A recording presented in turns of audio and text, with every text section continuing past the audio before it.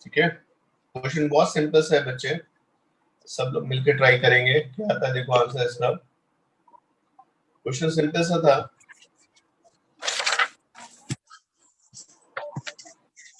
if addition of two unit vectors is also a unit vector, find first two unit vectors। जब try करिए, दो unit vectors का सम भी unit vector है तो फर्स्ट टू यूनिट वेक्टर्स के बीच का एंगल बताइए क्या होगा।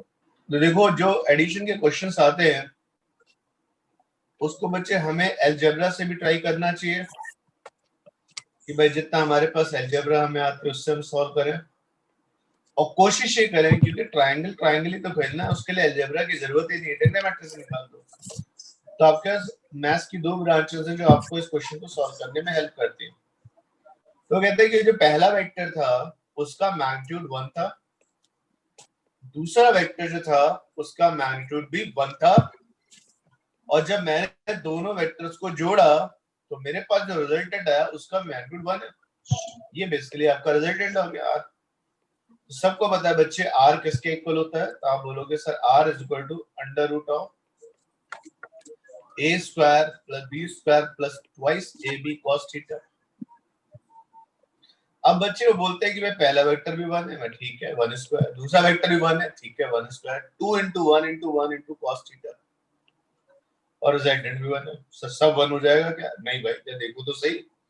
अब 1 स्क्वायर किया, 1 plus 1 plus 2 cos थीटा, अब शिफ्ट करोगे तो इससे रिलेशन क्या आ जाएगा, 2 cos थीटा इक्वल टू -1। आगे सॉल्व किया तो cos थीटा इक्वल टू -1/2, और cos थीटा अगर नेगेटिव आता है तो याद है किस क्वाड्रेंट का एंगल हुआ, सेकंड क्वाड्रेंट का, और आंसर आया 120 डिग्री। तो जिन दो वेक्टर्स की हम बात कर रहे हैं बेटा उनके बीच का एंगल कितना होना चाहिए, 120 डिग्री। अब अगर हम लॉ ऑफ ट्रायंगल से चले तो वो ज्यादा अच्छा लगता है मुझे, डायग्राम बढ़िया चीज है, जल्दी बात बन जाती है। अगर आपके पास पहला वेक्टर 1 का था तो कहते हैं इसमें 1 जोड़ दीजिए, और 1 में 1 जोड़ के भी 1 बनता है। तो ये डायग्राम बना तो दिया पर एक सिंपल सी बात है, बड़ा अच्छा नहीं है, ये बढ़िया नहीं है। तो जब तीनों साइड सेम होंगे तो ट्रायंगल भी तो अच्छा बनाना चाहिए। 1 1 एंड 1 ले रहे। अगर आपका पहला वेक्टर 1 का, दूसरा 1 का और तीसरा भी 1 का आया तो सिंपल सी बात है सर, दो वेक्टर्स का रिजल्टेंट भी 1 है। तो जो फर्स्ट टू वेक्टर्स है उनके बीच का एंगल बताइए। तो आपको पता है इक्विलेटरल ट्रायंगल के हिसाब से एंगल 60 डिग्री है, पर मेरा आंसर तो ये है ना, जब दो वेक्टर्स के बीच का एंगल रिपोर्ट किया जाता है तो दोनों वेक्टर्स कैसे होने चाहिए, आउटवर्ड पॉइंटेड। तो आपका आंसर यहाँ से कितना आएगा, आंसर सिंपल सा 120 डिग्री। ये क्लियर है डिस्कशन बेटा। लैंग्वेज थोड़ी सी चेंज करूंगा, है ना, देखो अच्छे से। क्वेश्चन सिंपल से था, there are 3 vectors, okay. Language इसलिए चेंज कर तुम समझना, यहाँ पे क्या, there are 3 vectors of magnitude. 3 vector बेटा आपके दिए गए, 3 वेक्टर्स ऑफ मैग्नीट्यूड। फर्स्ट का मैग्नीट्यूड 30, नेक्स्ट का मैग्नीट्यूड 60, और थर्ड का मैग्नीट्यूड आपके पास p आ गया, ठीक है। The 3 vectors of magnitude 30, 60 and p,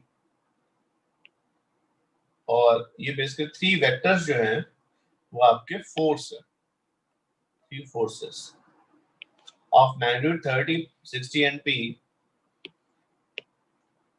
are acting at a point। ये तीनों आपके एक पॉइंट पे लगते हैं, are acting at a point and net force is 0। net force कितना है बच्चे, 0, okay। if angle between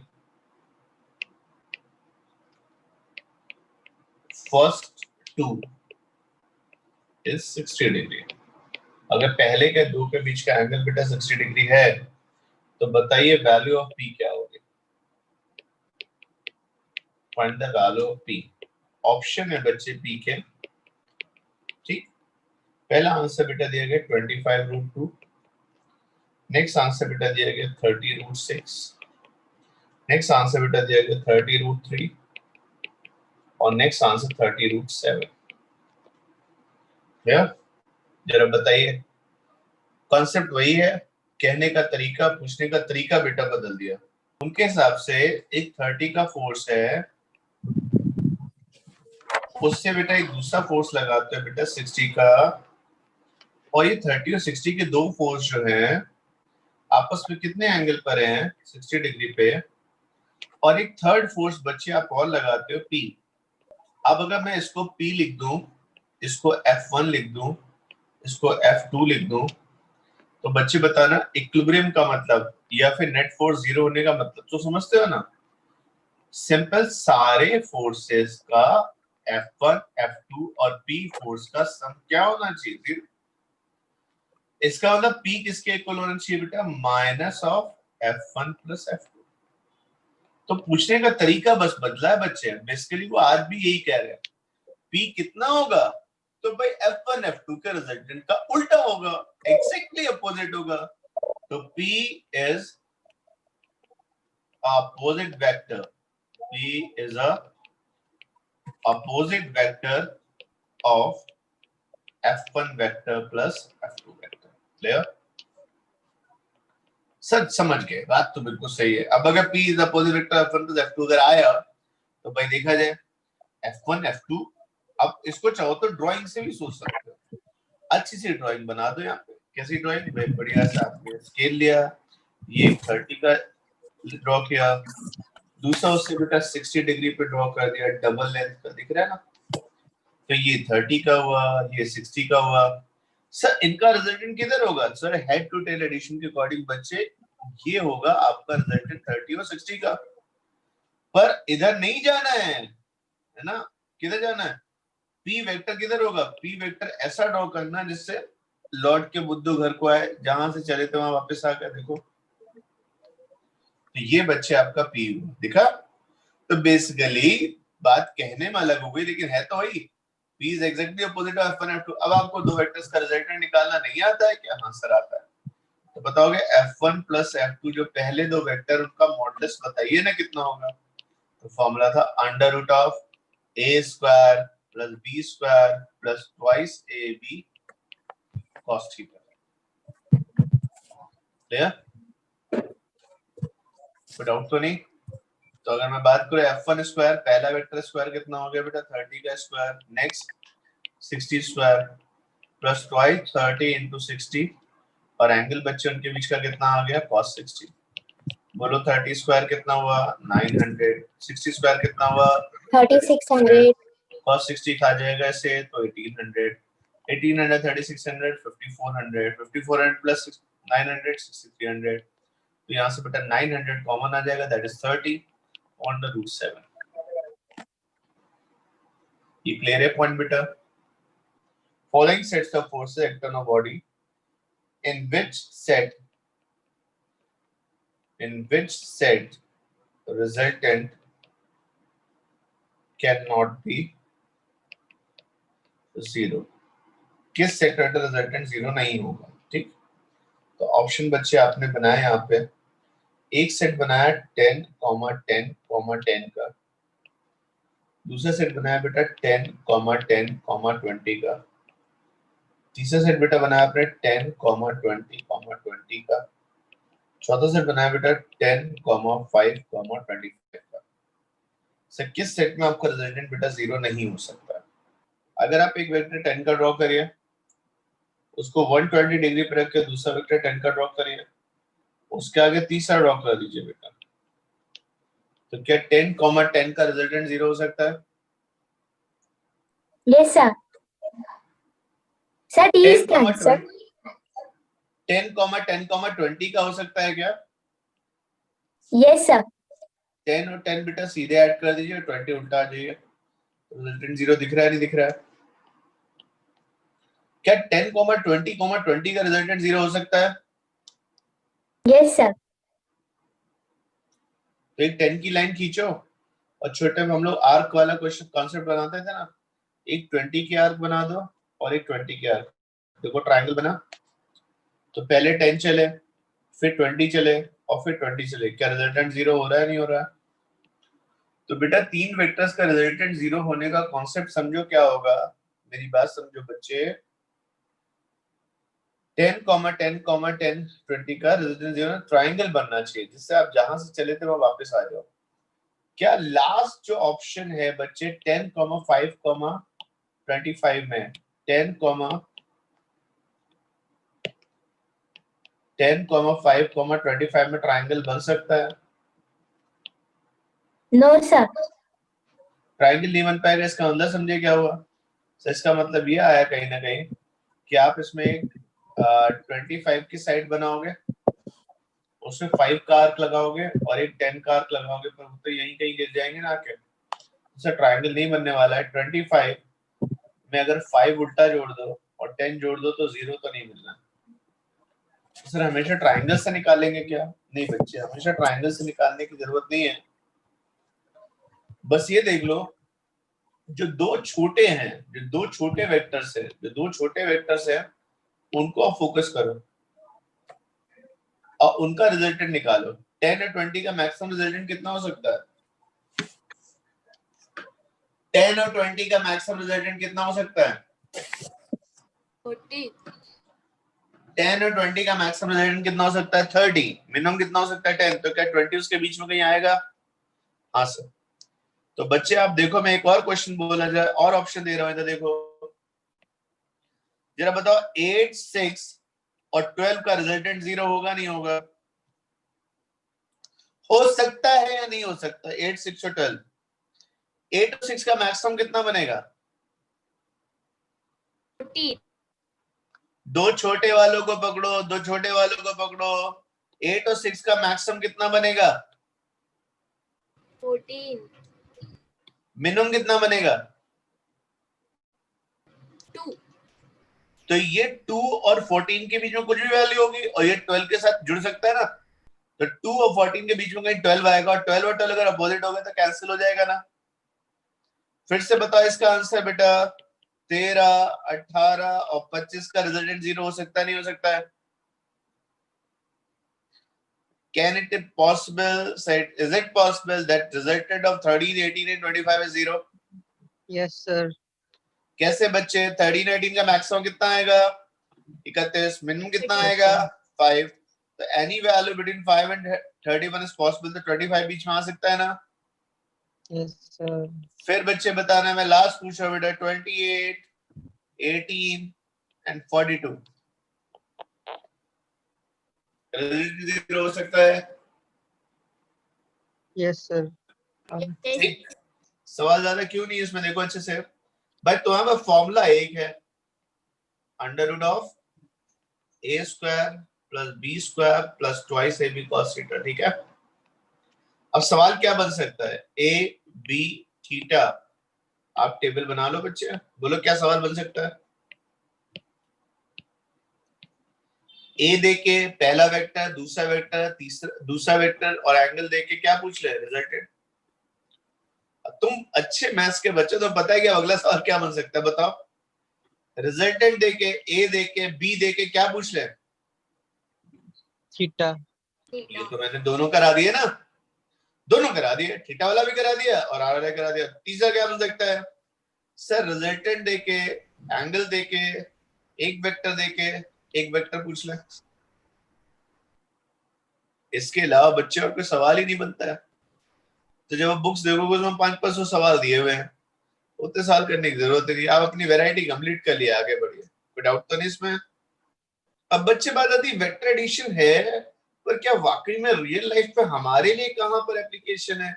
क्या हमें कभी वेक्टर्स वाकई में जोड़ने का चांस मिलेगा या नहीं मिलेगा? तो हमारे रियल लाइफ में तो बहुत बड़ा चांस मिलेगा हमें वेक्टर जोड़ने का। देखा जाए रिजल्टेंट का फॉर्मूला बच्चे मैंने आपको सिखा दिया, under root of A square plus B square plus 2ab cos theta. तो अपनी लाइफ में बेटा कहां डिस्कशन आता है वेक्टर्स के एडिशन का, देखो अच्छे से। पहले तो बच्चे बहुत प्यार से मैंने आपको क्या सिखाया, डिस्प्लेसमेंट में जरूरत पड़ती है नहीं पड़ती है? सर सारी पढ़ाई हमने डिस्प्लेसमेंट वेक्टर से तो सीखी। मान लेते बच्चे आपके पास एक स्टार्टिंग पॉइंट था, इसको आपने दिल्ली का कनॉट प्लेस मान लिया। सर मुझे सर यहाँ से मोदी गार्डन जाना है। सर ये पता लगा मेरे पास सीधी रोड आ रही है, उससे सर मेरे को एक मुनीर का चौक है, वहां जाना है सर। अब अगर मैं ऐसे जाता हूँ स्ट्रेट ड्राइव लेके और यहाँ पहुंचता हूँ, तो मुझसे कोई पूछे कि सर मेरा डिस्प्लेसमेंट क्या हुआ, तो सबको क्लियर है बेटा, दो वेक्टर्स को ऐड करना, ये मेरा रिजल्टेंट। क्या बच्चे इसके लिए यहाँ पर सब कुछ रेडी है? हाँ सर, पहला वेक्टर अगर ए मैग्नीट्यूड का और दूसरा वेक्टर ए मैग्नीट्यूड का और एंगल क्लियर तो क्या रिजल्टेंट निकाल सकता है? डिस्प्लेसमेंट में ऐसा देखा गया होता है। पर बच्चे क्या हमें कभी कभी वेलोसिटी वेक्टर भी ऐड करने पड़ेंगे? देखा वेलोसिटी वेक्टर कैसे ऐड करेंगे, देखिए आसान सा लेते हैं, बहुत आसान सा। मेरे पास एक कार्ट है, इस कार्ट की वेलोसिटी बच्चे कितनी है? v1। तो थोड़ी देर बाद ये कार्ट बेटा यहाँ पे आएगी, दिख रहा है? तो इधर कार्ट शायद यहाँ पे आ जाएगी। अब अगर एक बच्चा यहाँ पे बेटा केवल बैठा हो, तो बच्चा अगर बैठा है ऐसे आलती पालती मार के आराम से, तो थोड़ी देर बाद ये बच्चा कहाँ पे होगा सर? यहाँ पे होगा। थोड़ी देर कहाँ पे होगा सर? यहाँ पे होगा। लेकिन अगर इसका दोस्त यहाँ से नाराज होके उठ के वॉक करने लगे, तो अगले डायग्राम में ये यहाँ पे होगा और अगले डायग्राम में तो यहाँ पहुंच जाएगा। मेरी बात समझ में आ रही? मैं क्या कहना चाह रहा हूँ? ये जो बच्चा बैठा हुआ है इसका नाम ए, ये जो बच्चा खड़ा हुआ है इसका नाम बी। ठीक, जो बच्चा खड़ा हुआ है अगर मैं उसकी वेलोसिटी पूछूं, तो जो बच्चा बैठा हुआ है उसकी वेलोसिटी बोलो बच्चे क्या होगी? उसकी वेलोसिटी तो सर जो कार्ड की वेलोसिटी होगी वही होगी। लेकिन जो बच्चा वॉक कर रहा है, बताओ उसके पास कितनी वेलोसिटीज होंगी? बताओ, इसने टी टाइम में कितना चला होगा? V1 plus V2. कार्ड ने टी टाइम में कितना चला होगा? v1t। ये बैठे हुए बच्चे ने भी कितना चला होगा? v1t। और ये जो बच्चा चल रहा है उसने कितना चला होगा? V1 plus V2 plus T. उसने जितनी कार्ड चली होगी खुद भी चला होगा। तो अगर उसने डिस्प्लेसमेंट पूछा है तो v1t plus v2t हुआ। 1 सेकंड में जो डिस्प्लेसमेंट होता है उसी को तो वेलोसिटी बोलते हैं। तो b की वेलोसिटी बेटा समझ में आई कितनी होगी? v1 plus v2। क्या तुमने जाने अनजाने दो वेक्टर्स को ऐड कर दिया? से ये जो पर्सन वॉक कर रहा है उसके पास दो वेलोसिटी है, एक उसकी कार्ड की वेलोसिटी और एक उसके अपने एफर्ट की वेलोसिटी। मैं कार्ड की वेलोसिटी और ओन एफर्ट की वेलोसिटी को जोड़ूंगा तो मुझे नेट वेलोसिटी मिलेगी। क्लियर? आप कल अपने किसी दोस्त से शर्त लग लो, कहते कल मैं 80 किलोमीटर पर आवर से चल के दिखाऊंगा। कैसी बातें कर रहे हो भैया, 80 किलोमीटर पर आवर से कैसे चल सकते हो? कहते तुम टेंशन मत करो मैं चल के दिखाऊंगा। तो शर्त लग, उन्होंने शर्त लग ली। अगले दिन क्या करना? जो ट्रेन चल रही है भाई, करना मत ऐसा, जो ट्रेन चल रही है उस पर 74 से चल रही हो, जिस डायरेक्शन में ट्रेन जा रही है उसी डायरेक्शन से वॉक कर लो, आगे 80 स्पीड। तो क्या वेलोसिटी में वेक्टर्स ऐड होते हैं? सर होते हैं। वेलोसिटी के वेक्टर एडिशन से तो बेटा एक चीज सिखाई थी, अगर आपके पास एक पाइप है बच्चे, मान लो बच्चे ये 13 की स्पीड से नीचे जा रहा है। अब अगर ये पाइप 13 की स्पीड से नीचे जा रहा है तो ठीक है, 1 सेकंड में कितना नीचे आ जाएगा? 30। 2 सेकंड में कितना नीचे आ जाएगा? 26। 3 सेकंड में कितना नीचे आ जाएगा? 39। 4 सेकंड में कितना नीचे आ जाएगा? 52। आ रही बात समझ में? और 30 सेकंड में कितना नीचे आ जाएगा? सर 30t लिख देते हैं। अब उसके अंदर एक बॉल है, ये आप ऐसा करो 12 मान लो बच्चों, तो जोड़ने में मजा आएगा। फिर ये जो बॉल आ रही है बेटा, पाइप कितने चल रहा था बेटा? 12 से, तो 12t नीचे आएंगे। बॉल बेटा अंदर रोल करने लगती है 5 की स्पीड से, अगले डायग्राम में यहाँ पे, अगले डायग्राम में यहाँ पे, फिर यहाँ पे, फिर यहाँ पे, फिर यहाँ पे। तो बच्चे आपको समझ रहे हैं, बॉल पाइप के साथ तो नीचे जा रही है पर अपने एफर्ट से आगे जा रही है। तो क्या दो वेलोसिटीज ऐड हो रही है नहीं हो रही है? Yes, pipe sir. की वेलोसिटी 12, अपने रोल करने की वेलोसिटी 5, और क्या वेक्टर एडिशन आया नहीं आया? 30. क्लियर? दिखा बेटा? तो जितने भी वेक्टर्स है बेटा, दो वेक्टर जो कि आसान से उसमें हमने देखे। आप चाहो तो बच्चे फोर्स में सीख लो।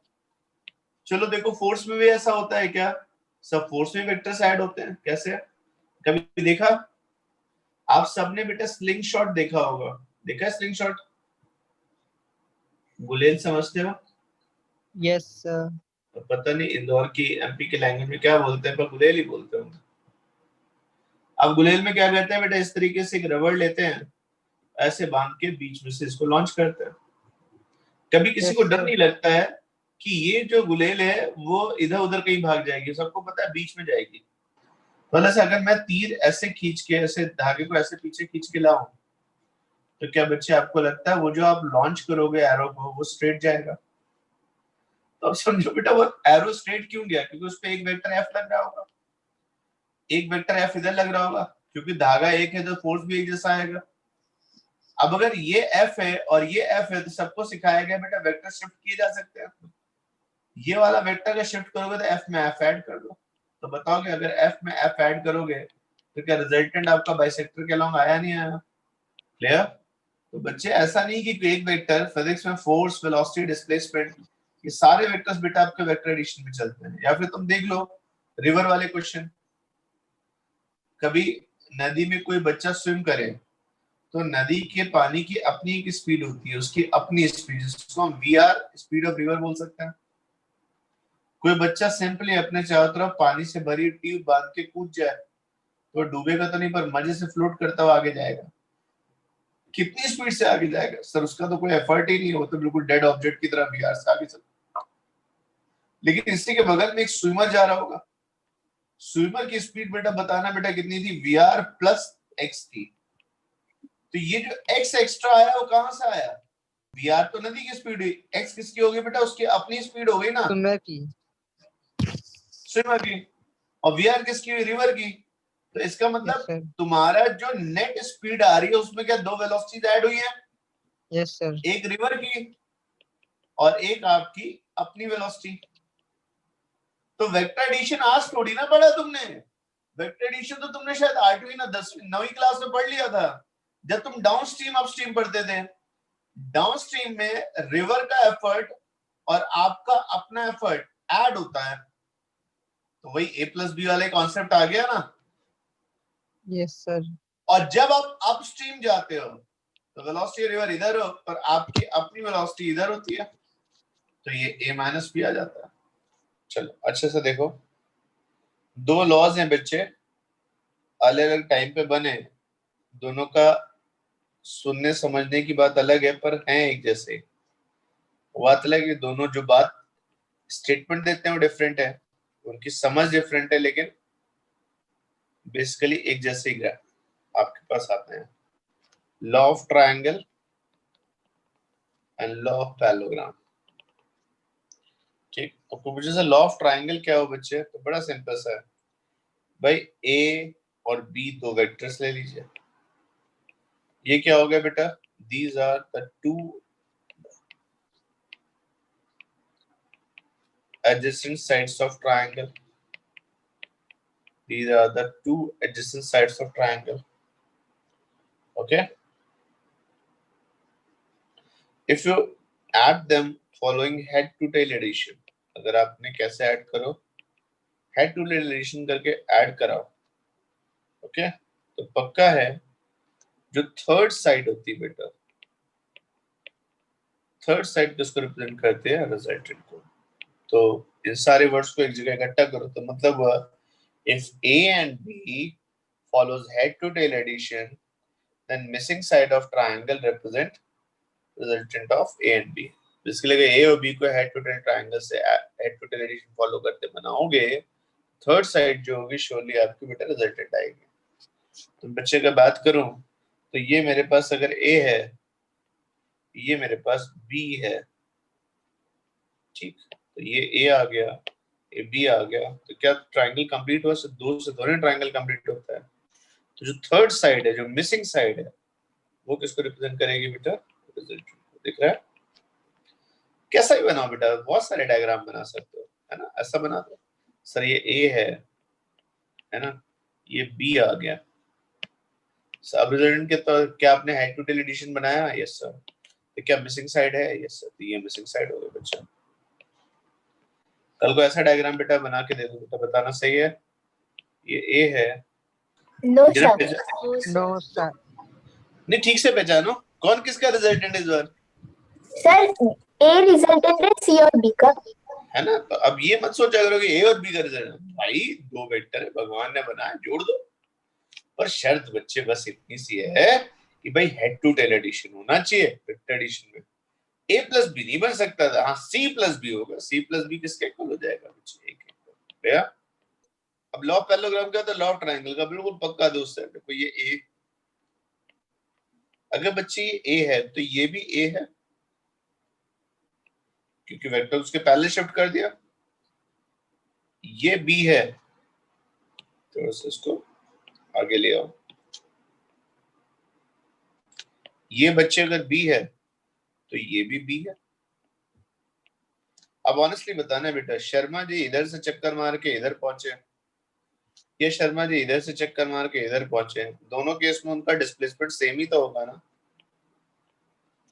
तो बच्चे बताओ रिजल्टेंट किसके इक्वल Yes, होता है, sir. ए प्लस बी के इक्वल होता है या बी प्लस ए के इक्वल होता है? रिजल्टेंट को ए प्लस बी बोलोगे या बी प्लस ए बोलोगे? सर जी एक ही बात तो ये है। कुछ भी बोल सकते हैं। हाँ, जब ये बात बोलते हैं कुछ भी बोल सकते हैं, तो इस प्रॉपर्टी को बच्चे हम लोग कॉम्यूटेटिव प्रॉपर्टी बोलते हैं। कॉम्यूटेटिव प्रॉपर्टी का मतलब क्या होगा, ऑर्डर मैटर नहीं करता है, तो resultant of A plus B equal to B plus A. अब बच्चे इसी से अरे सर अभी तक तो ट्रायंगल होता था, अब एकदम से पैरेललोग्राम बन गया, देखो पैरेललोग्राम बन गया। तो अब बताना बेटा रिजल्टेंट क्या होता है। अब बोलो इस लैंग्वेज को, अगर ए और बी दो एडजेसेंट साइड्स को रिप्रेजेंट करें तो इनके इंटरसेक्शन से जाने वाला वेक्टर, उनके इंटरसेक्शन से जाने वाला डायगोनल रिजल्टेंट को रिप्रेजेंट करता है। क्लियर? तो if A and B represent adjacent sides of triangle, sorry parallelogram, and diagonal will represent the resultant. Clear? Language में लिख लो बच्चे क्या आता है, if A and B are adjacent sides of parallelogram. बेटा पैरेललोग्राम में दो साइड ही हैं, दो ए हैं और दो बी हैं, are adjacent sides of parallelogram, then diagonal through intersection of A and B, then diagonal through intersection of A and B represents a resultant. Clear? तो बात बेटा समझ में आई क्या कह रहा हूं? देखो ये आपके पास एक ए आ गया, आपने एक बी बना लिया, है ना, ये देखो ए आया, ये बी आया, सर ये भी बी हुआ और ये ए हुआ बच्चे, ये बी आ गया, ये आ गया, तो जो डायगोनल बेटा यहाँ से पास करेगा रिजल्टेंट होगा। मन में शायद सबके एक बात पक्की होगी कि जब पूरी आकृति बन चुकी तो एक ही भाई साहब मिसिंग है, दूसरा डायगोनल क्या होगा? तो बच्चे दो डायगोनल में एक डायगोनल कहता है भाई मैं हूं एडिशन, है ना, एक हीरो है तो दूसरा विलन बन जाता है। एक डायगोनल बनता है ए प्लस बी और दूसरा डायगोनल बनता है बेटा या तो ए माइनस बी होता है या बी माइनस ए होता है। से कैसी बात कर रहे हो सर? देखो ना बच्चे, आपने क्या जोड़ा बच्चे, इधर देखो ए बनाया और ए में माइनस बी ऐड कर दो, देखो ये बी है तो ये माइनस बी हुआ ना, ए में क्या ऐड करो बच्चे, माइनस बी, तो क्या आपका डायगोनल बना ए माइनस बी? Yes sir. अच्छा उल्टा जोड़ो, बी में क्या जोड़ दो बेटा, माइनस से, तो भी डायगोनल बन गया। तो जो डायगोनल्स आते हैं बच्चे वो आपके, एक डायगोनल जो इंटरसेक्शन से पास करता है वो क्या होता है, एडिशन, और दूसरा डायगोनल क्या होता है, डिफरेंस। क्लियर? एक क्वेश्चन ट्राई करना बच्चे, if modulus of A plus B, दो वेक्टर्स का एडिशन और दो वेक्टर्स का डिफरेंस का मैग्नीट्यूड क्या हो बच्चे, सेम हो, then find angle between A and B. अगर दो वेक्टर्स का एडिशन और डिफरेंस का मैग्नीट्यूड बेटा सेम हो तो angle between A and B क्या आएगा बताइए। क्या मैथ्स में अगर मेरे पास पैरेललोग्राम हो तो ऐसा हो सकता है बेटा कि दोनों डायगोनल सेम लेंथ के हो? बोलो बच्चे। यस सर, रेक्टेंगल के केस में, स्क्वायर के केस में। रेक्टेंगल, ये स्क्वायर के केस में ही पॉसिबल है, जब दोनों डायगोनल की लेंथ क्या हो बच्चे, सेम हो। इसका मतलब ए और बी के बीच का एंगल बेटा क्या होना चाहिए, सिंपल सा 90 डिग्री। ए और बी लिखो, या बच्चे बी और माइनस से लिखो, तो बी माइनस से एक वेक्टर हो जाएगा बेटा, एक आपके पास डायगोनल हो जाएगा बी माइनस से, और दूसरा हो जाएगा आपके पास a प्लस बी। अगर दोनों सेम आ जाए बच्चे तो पक्की बात है एंगल 90 डिग्री आता है। ये क्लियर है? Addition of n vector. Of course बेटा ध्यान रखो वेक्टर्स में ऐसा मत कर देना फोर्स और वेलोसिटी जोड़। जब वेक्टर जोड़ोगे तो वो एक फिजिकल क्वांटिटी होगी और वो फिजिकल क्वांटिटी एक जैसी होगी तभी फोर्स फोर्स जुड़ेगा, डिस्प्लेसमेंट डिस्प्लेसमेंट जुड़ेगा, वेलोसिटी वेलोसिटी जुड़ेगी, पर जुड़ने का तरीका हमें सीखना है। तो एडिशन ऑफ n वेक्टर्स जहां बच्चे मान लिया गया कि n की वैल्यू बेटा क्या होनी चाहिए, 2 से ज्यादा होनी चाहिए। भाई 2 के लिए तो सीख लिया ना सब पक्का। तो हमेशा ध्यान अगर 2 से ज्यादा वेक्टर्स आए बेटा तो क्या बोलोगे सर? पहली बात तो वेक्टर्स को आप कैसे ऐड करेंगे, जो शर्त लगाई गई है पहला वेक्टर जहां खत्म होता है हेड वहां से दूसरा वेक्टर बेटा आप स्टार्ट करेंगे। हेड टू टेल एडिशन वाली कड़ी को नहीं तोड़ेंगे, ये रूल नहीं छोड़ेंगे भले कुछ छूट जाए। तो वेक्टर एडिशन बेटा पूछा था हेड टू टेल एडिशन होना चाहिए। Sir head to tail addition में अगर मान लो तुम बनाओगे सारी शेप कॉपी पे तो सर आपके पास 2 पॉसिबिलिटीज आएंगी। एक बात तो पक्की कई साइड का पॉलीगन बनेगा, 3 होंगे तो ट्रायंगल बनेगा, 4 होगा तो क्वाड्रेटर बनेगा। से पॉलीगन या तो बच्चे कैसा बनेगा, क्लोज पॉलीगन। और ये सर क्लोज बन गया तो, अरे क्लोज गया तो मजा आ गया, जहां से चले थे वहीं वापस आ गए। तो कितने भी वेक्टर हो 4 5 6 जितने वेक्टर हो सबका रिजल्ट चाहे 10 वेक्टर ही हो, अगर आपका क्लोज पॉलीगन बन गया तो क्लोज कलर समझते ना क्या होता है? क्लोज कलर क्या हुआ, जहां चले थे वहीं वापस आ गए। तो क्लोज पॉलीगन का मतलब resultant of a plus b plus c plus d is clear. तो पॉलीगन अगर आपके पास होगा तो सर क्लोज पॉलीगन अगर आपके पास है तो उसका रिजल्टेंट 0 होगा। गलती से अगर पॉलीगन ओपन बन गया, भाई गलती क्या हो सकता है, भाई ड्राइंग बना रहे थे ऐड कर रहे थे हेड टू टेल एडिशन, अगर आपका a plus b plus c plus d जो भी आया ये कैसी शेप में आ गया बेटा, ओपन पॉलीगन। अच्छा बच्चे ओपन का मतलब समझते क्या? जैसे कई बार देखो पार्क होता है, पार्क में वायरिंग लगाई और कुछ खुला छोड़ दिया तो आप कहते हो कि सर ये कैसा हो गया, ओपन पॉलीगन। जैसे एक तार लगाया ए, उसके आगे एक तार लगाया बी, उसके आगे एक तार लगाया सी, उसके आगे एक तार लगाया डी। अब बताओ क्या ये क्लोज है ओपन है? तो आप बोलोगे सर Open. ओपन है। तो ओपन पॉलीगन में बच्चे जो मिसिंग साइड होती है वो रिजल्टेंट होती है। तो क्या बोलोगे, तो बड़ी बढ़िया चीज आ गई, क्लोज बन गई तो बल्ले बल्ले, ओपन बन गई तो बल्ले बल्ले। ओपन पॉलीगन में जो मिसिंग साइड होगी, ओपन पॉलीगन में जो मिसिंग साइड होगी that side will be resultant. तो सर ये लॉ में कोई फॉर्मूला वॉर्मूला नहीं मिलेगा ना? फॉर्मूला नहीं मिलेगा। क्यों सर, फॉर्मूला क्यों नहीं मिलेगा? फॉर्मूला बच्चे पहले तो यही नहीं पता है कितने वेक्टर्स हैं, कितने सारे तो एंगल्स हैं। अब ऐसा फॉर्मूला नहीं है, सारा बेटा ड्राइंग का खेल रहेगा। तो आपको क्लियर है क्या होगा? 2 लॉ है पॉलीगन के। पहला लॉ है क्या है पॉलीगन का, if many vectors are added following head to tail addition and they form closed polygon then resultant must be 0. Second उसी लॉ को फिर से पढ़ो, if many vectors are added following head to tail addition and they form open polygon then missing side will represent resultant. ये बहुत obvious सा law है sir, आपको ऑब्वियस लग रहा हो, हमें तो समझाओ। तो बेटा हुआ क्या, जैसे मान लो एक यहाँ ऑब्जेक्ट था बच्चे, देख रहे हैं, इस ऑब्जेक्ट को क्या करा आपने, F1 फोर्स से खींचा तो ये चल पड़ेगा ना, यस।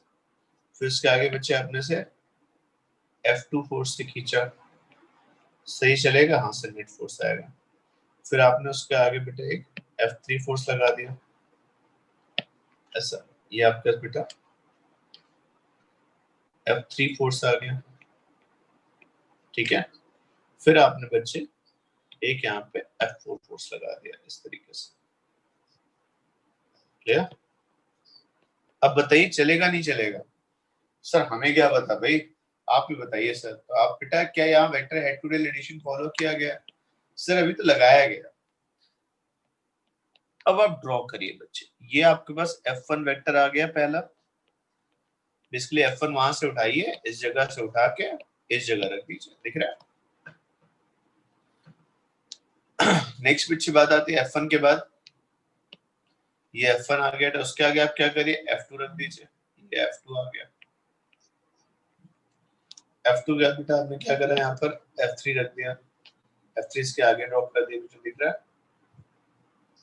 अच्छा होता है F3 को थोड़ा बड़ा बना दें, F3 बेटा आपने ऐसे बना दिया, दिख रहा है क्लियर। और F3 के आगे बच्चे आपका इसके आगे यहाँ पर F4 वेक्टर आ गया इस तरीके से। अब बच्चे बताओ पॉलीगन कैसा बना, क्लोज पॉलीगन बना या ओपन पॉलीगन बना? ओपन। ओपन पॉलीगन है बच्चे। तो जो मेरी मिसिंग साइड है बच्चे साफ साफ दिख रहा है, ये आगे से, ये मेरा रिजल्टेंट हो गया किसका, रिजल्टेंट ऑफ ऑल वेक्टर्स। आ रही बात समझ में बच्चे? तो जो लॉ ऑफ पॉलीगन है मुझे लगता है शायद one of the most fundamental laws में से है। कुछ चू चपड़ नहीं करी, मुद्दे की बात करी, सीधी सीधी बात करी और आंसर बता देना है, ठीक है ना। जैसे अगर बच्चे मैं आपसे पूछूं, मेरे पास एक ऑब्जेक्ट है, उस पे 60 न्यूटन का फोर्स इधर लग रहा है, एक 60 न्यूटन का फोर्स सर इधर लग रहा है, ये कितना एंगल पे बेटा 120 डिग्री पे, और एक 60 न्यूटन का फोर्स इधर लग रहा है बच्चे, सर ये इससे भी कितना एंगल पे आ गया 120 डिग्री पे, है? तो बताइए रिजल्टेंट क्या होगा। तो आप बड़े प्यार से वेक्टर्स ड्रॉ करिए। पहला वेक्टर आपने कितने का ड्रॉ कर दिया 60, दूसरा वेक्टर बेटा उससे कितनी लेंथ का मिलेगा, सेम लेंथ का लेकिन कितने एंगल आ गया 120 डिग्री, और फिर उससे भी कितना एंगल आ गया बेटा 120 डिग्री आ गया। 120। तो ये 60 का इस बार बताना बेटा कैसा पॉलीगन बना, close polygon open polygon? Close. Close. Close polygon. तो क्लियर हो गया रिजल्टेंट की वैल्यू बच्चे क्या होगी 0।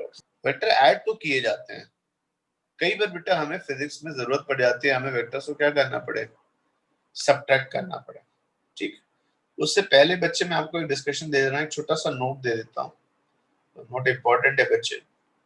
अगर मेरे पास एक वेक्टर बच्चे A है और एक वेक्टर बच्चे B है, दिख रहा है, जैसा B होता है बिल्कुल एग्जैक्टली बेटा उसका इक्वल एंड अपोजिट जो होता है बेटा माइनस B होता है।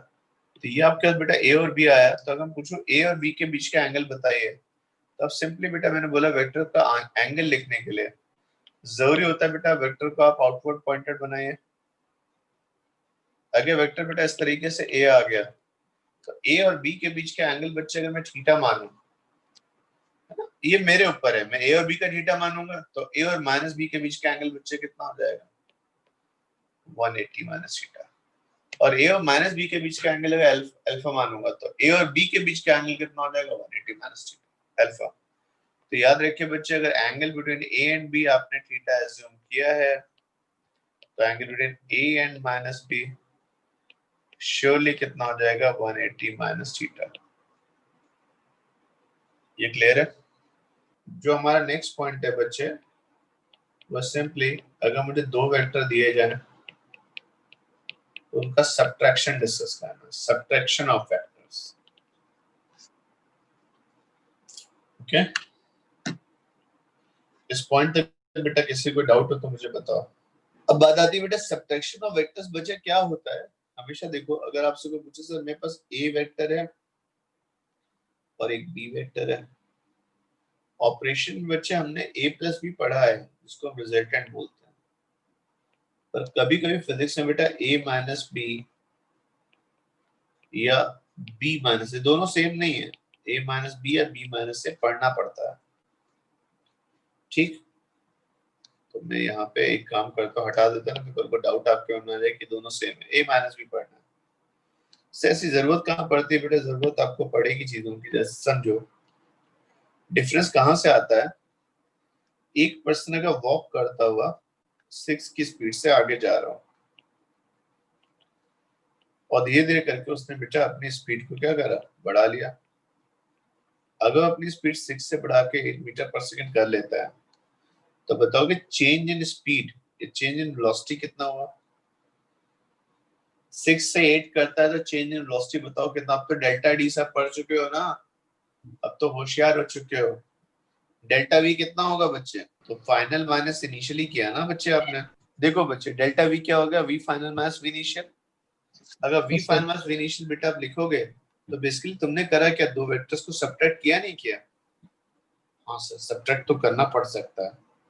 तो जब आगे चल के बच्चे हमें कभी ऐसा पढ़ना पड़ जाए, चेंज इन वेलोसिटी, है ना, चेंज इन मोमेंटम, है ना, चेंज इन फोर्स, जब इस तरह की चीजें पढ़ोगे तो क्या बच्चे आपको फाइनल माइनस इनिशियल नहीं करना पड़ेगा? और तो आपको कहीं ना कहीं दो वेक्टर्स को क्या करना पड़ेगा? सब्ट्रैक्ट करना पड़ेगा। yes sir. ठीक है, तो वेक्टर्स का सब्ट्रैक्शन हमें बेटा नेक्स्ट क्लास में डील करना है।